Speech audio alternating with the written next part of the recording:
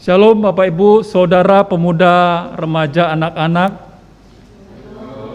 Salam kenal, saya Pendeta Charles dari GKOI Petra Pondok Pucung. Ya, terima kasih buat kesempatan melayani bersama dari Ibu Pendeta Restu, juga buat Bapak Ibu majelis dan juga rekan pelayanan. Bapak Ibu Saudara yang dikasihi Tuhan,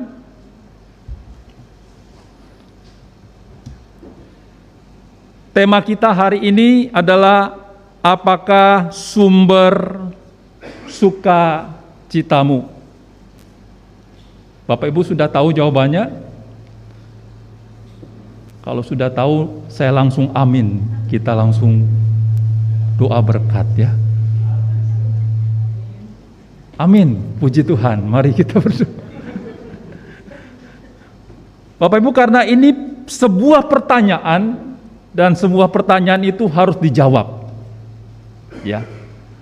Dan karena kita orang yang punya pengalaman yang berbeda-beda, sehingga pasti jawabannya menjadi berbeda-beda.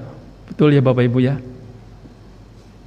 Atau mungkin kita punya kesepakatan sumber sukacita kita adalah kalau hari ini atau besok pandemi COVID sudah tidak ada di bumi.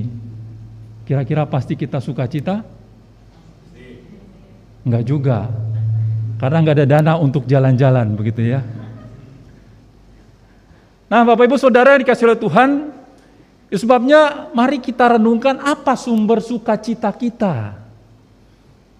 Saudara, waktu saya SMA, saya sudah mulai membaca literatur dari seorang bijaksana yang bernama Bapak Gede Prama. Ya.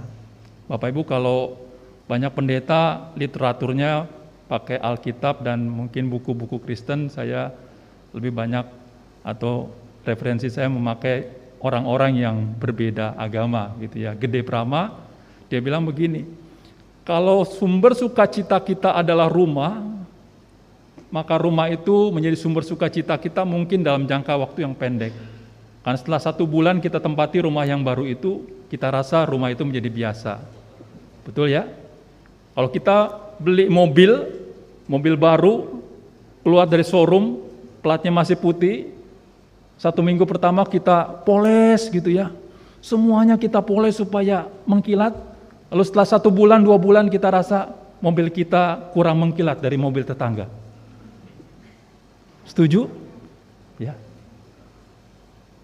Tapi jangan sampai Bapak Ibu terpikir, kalau kita punya pacar begitu ya, kok pacar kita kurang mengkilat dari pacar yang lain begitu ya. Ya. Apalagi kalau sudah punya istri, sudah menikah, ya, jangan banding-bandingkan ya. Tutup mata, tutup telinga, syukuri apa yang menjadi pilihanmu. Setuju ya Bapak Ibu ya? Ada yang enggak setuju ini. Namanya masih jomblo ya. Belum punya pengalaman ya. Bapak Ibu Saudara yang dikasihi oleh Tuhan, lalu apa sumber sukacita kita? Saudara yang dikasihi oleh Tuhan, kalau kita membayangkan kehidupan Yohanes Pembaptis sebagai tanda kutip seorang nabi yang menjadi pengantar antara perjanjian lama dengan perjanjian baru, maka sebenarnya ada waktu yang kosong di mana tidak ada firman, tidak ada wahyu, kira-kira hampir 300 sampai 400 tahun.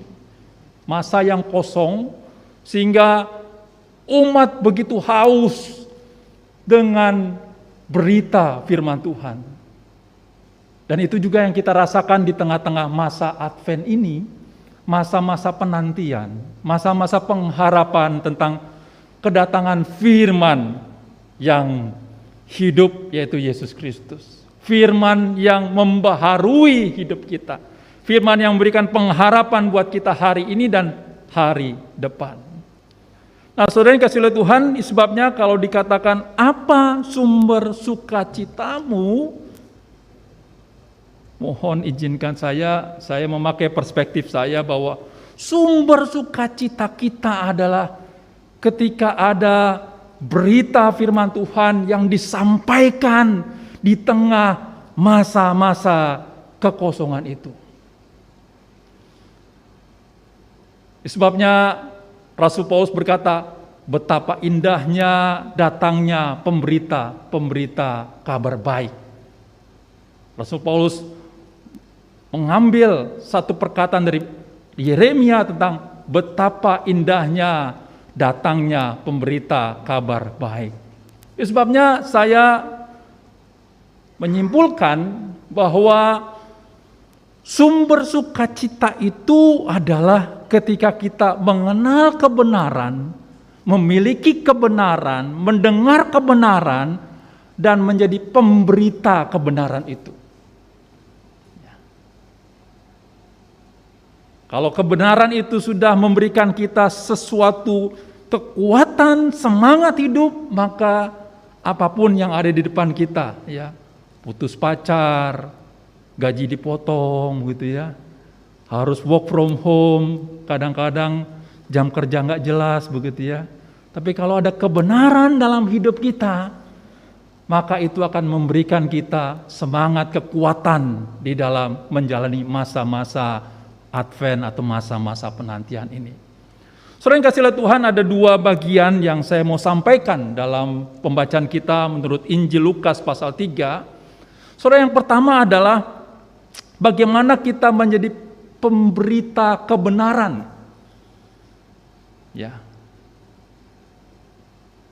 Kendala kita di tengah-tengah dunia medsos atau budaya kita, terutama di kalangan orang Jawa, adalah budaya sungkan.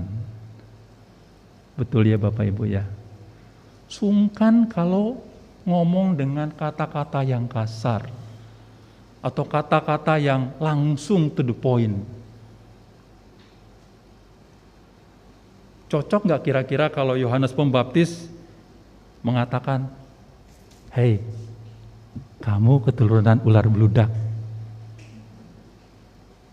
Kira-kira cocok nggak kalau dia bilang begitu? Ya nggak cocok lah. Yohanes pasti berkata, "Hai kamu keturunan ular beludak." Yohanes pasti akan dengan berapi-api menjadi pemberita kebenaran di tengah bangsa yang sedang bengkok hari itu, dan berkata, "Hai kamu keturunan ular beludak." Saudara, kalau kita masukin TikTok kita bilang keturunan, hai kamu keturunan ular beludak, pasti kita langsung dapat haters banyak sekali ya. Kamu itu narsis, ngapain sih ngomong kasar-kasar seperti itu? Ya, ini nggak zamannya lagi. Ya, kalau mau ngomong sama orang tua itu ya pelan-pelan. Ya, pakai tata krama. Kita ini orang timur. Sehingga apa? Kadang-kadang kebenaran menjadi dipendam, kebenaran menjadi lebih senyap, dan kadang-kadang kita menjadi lebih takut untuk menyampaikan berita kebenaran itu. Saudara yang kasih oleh Tuhan, saya bukan membandingkan antara Injil dengan budaya, bukan. Tetapi Yohanes Pembaptis mau menegaskan satu sikap. Kalau itu benar, katakan benar. Kalau itu salah, katakan salah. Kalau orang itu memang keturunan ular beludak, sampaikanlah dengan mungkin perkataan yang lebih bijaksana, 4 mata. Ya. Kalau 4 mata tidak mau dengar, ya undang beberapa majelis supaya orang itu kembali kepada jalan Tuhan. Setuju ya Bapak Ibu ya?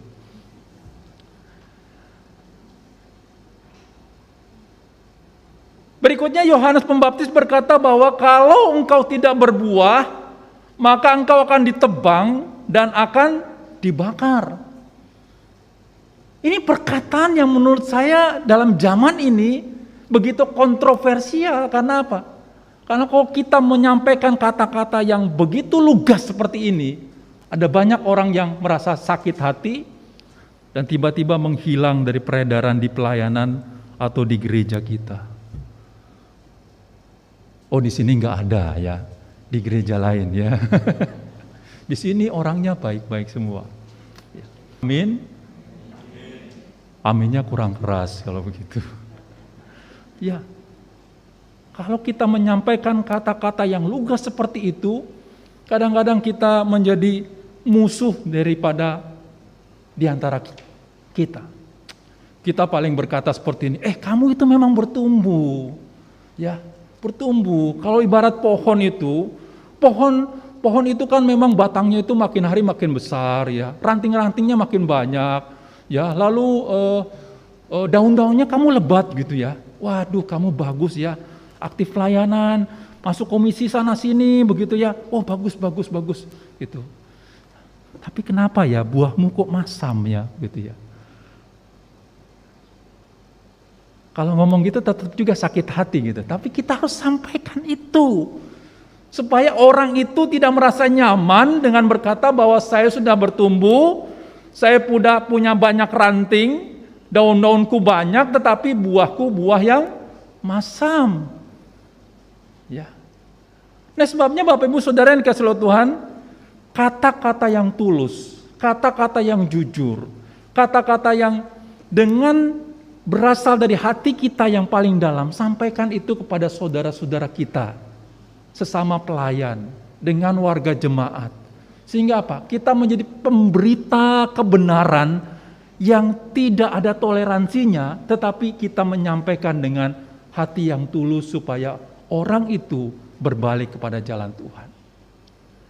Dan yang paling penting dikatakan, Yohanes Pembaptis berkata, bertobatlah. Ya, bertobatlah.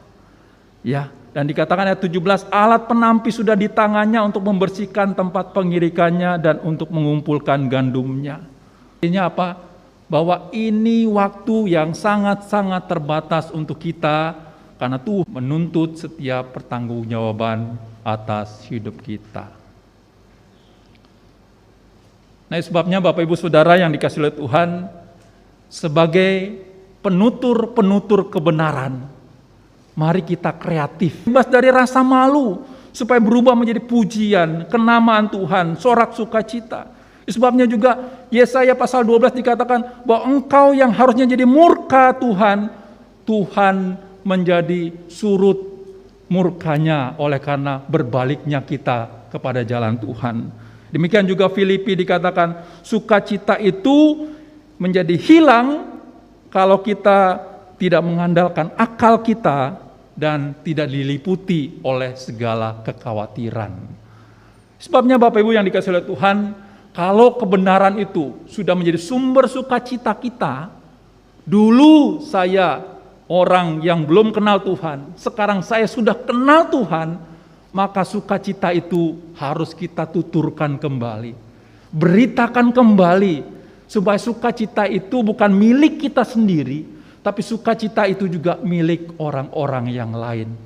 Ya, sama seperti ini, seperti pohon Natal ini ya, supaya pohon Natal ini tidak hanya meranggas atau minimal tunasnya bukan hanya diri kita di situ, tetapi banyak tunas yang muncul sehingga pohon itu menjadi lebih semarak dan buahnya menjadi buah yang baik. Saudara, poin yang kedua yang mau saya sampaikan dalam bagian ini adalah, Bapak Ibu Saudara, kita tahu di tengah-tengah dunia ini, di tengah-tengah kehidupan kita punya struktur sosial ya. Saudara, biasanya kita lebih nyaman menjadi penutur kebenaran kepada orang-orang yang di bawah kita. Betul ya Bapak Ibu ya? Guru sekolah minggu nyampein kepada anak sekolah minggu. Ya, kita atasan sampaikan kepada bawahan atau kepada office boy kita di kantor. Berani nggak? Oh, berani menutur kebenaran. Tapi apakah kita berani menuturkan kebenaran kepada pemilik dana seperti pemungut cukai? Apakah kita menjadi penutur kebenaran kepada orang-orang yang memegang kekuatan senjata seperti militer dan polisi? Apakah kita berani menjadi penutur kebenaran kepada atasan kita? Bahkan Yohanes Pembaptis berani menjadi penutur kebenaran kepada Herodes dan juga kepada Pilatus. Dengan konsekuensi apa? Dengan konsekuensi kepala Yohanes Pembaptis berada di atas pinggan. Saudara, setiap penutur kebenaran itu menghadapi resiko. Dan resiko itulah yang harus kita pikirkan di tengah-tengah masa Advent ini. Saudara, jangan kita hidup di tengah zona aman. Lakukan sesuatu di tengah-tengah masa Advent ini. Dorong hidup kita supaya kita belajar berbagi. Dorong hidup kita untuk belajar menjadi penutur kebenaran. Sehingga hidup kita dapat melanjutkan Advent penantian itu. Sehingga penantian itu bukanlah penantian yang kosong, tetapi penantian yang punya pengharapan, ada buah-buah, ada daun-daun, ada batang-batang yang terus bertumbuh sehingga hidup kekristenan kita, hidup keluarga kita, hidup pelayanan kita menjadi lebih semarak. Saudara, inilah 2 poin yang saya mau sampaikan. Saudara, yang pertama, mari ketika kita menjadi penutur kebenaran, mari kita menuturkan dengan lugas, tegas, dan dengan cinta kasih. Yang kedua, mari kita pahami bahwa yang membutuhkan berita sukacita itu bukan hanya orang-orang yang miskin, yang tertindas, tetapi juga orang-orang yang kaya, orang-orang yang punya kedudukan.